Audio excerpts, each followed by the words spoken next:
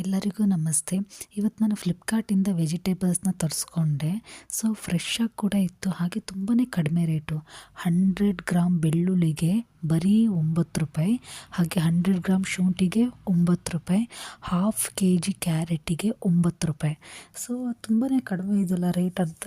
1 kg carrot, 200 gram ಬೆಳ್ಳುಳ್ಳಿ, 200 gram ಶುಂಠಿನ ತರಿಸ್ಕೊಂಡೆ. ಯಾವುದೇ delivery charges ಹಾಕಿಲ್ಲ. ತುಂಬಾ ಫ್ರೆಶ್ ಆಗಿತ್ತು ವೆಜಿಟೇಬಲ್ಸು. ಇತ್ತೀಚೆಗೆ ತುಂಬ ಆಫರ್ಸ್ನ ಬಿಡ್ತಾ ಇದ್ದಾರೆ ವೆಜಿಟೇಬಲ್ಗೆ. ಬರೀ ₹9ಗೆ ನಿಮ್ಗೆ ಅರ್ಧ kg 1 kg ಎಲ್ಲ ಸಿಗುತ್ತೆ. ಸೊ ನೀವು ಕೂಡ ಆದರೆ ತರಿಸ್ಕೊಳ್ಳಿ. ತುಂಬಾ ಫ್ರೆಶ್ ಆಗಿತ್ತು, ಏನು ಹಾಳಾಗಿರಲಿಲ್ಲ. ಸೊ ಕಡಿಮೆ ರೇಟಿಗೆ ವೆಜಿಟೇಬಲ್ ಸಿಗುತ್ತೆ ಅಂದರೆ ಯಾಕೆ ಬಿಡಬೇಕು ಅಲ್ವಾ.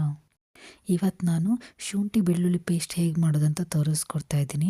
ಶುಂಠಿನ ಚೆನ್ನಾಗಿ ತೊಳೆದುಬಿಟ್ಟು ಚಿಕ್ಕ ಚಿಕ್ಕದಾಗಿ ಕಟ್ ಮಾಡಿ ಇಟ್ಕೊಂಡಿದ್ದೀನಿ.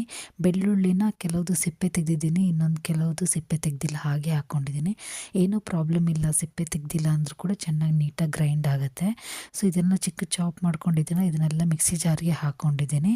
ಹಾಗೆ ಸ್ವಲ್ಪ ಕ್ವಾಂಟಿಟಿಯಲ್ಲಿ ನೀರು ಯೂಸ್ ಮಾಡಿದ್ದೀನಿ. ಸ್ವಲ್ಪ ಅಂದರೆ ಸ್ವಲ್ಪ ಕ್ವಾಂಟಿಟಿ, 1-2 ಸ್ಪೂನ್ ಆ ಥರ. ಸೊ ಯೂಸ್ ಮಾಡಿಕೊಂಡು ಗ್ರೈಂಡ್ ಮಾಡ್ಕೊಂಡಿದ್ದೀನಿ. ನೀವೇ ನೋಡಿ ಎಷ್ಟು ಚೆನ್ನಾಗಿ ಪೇಸ್ಟ್ ಬಂದಿದೆ. ಸೊ ಇದನ್ನು ಫ್ರಿಜ್ಜಲ್ಲಿ ಇಟ್ಟು ಎಷ್ಟು ದಿನ ತನಕ ಬೇಕಾದ್ರೂ ಯೂಸ್ ಮಾಡ್ಬೋದು, ಏನೂ ಹಾಳಾಗಲ್ಲ.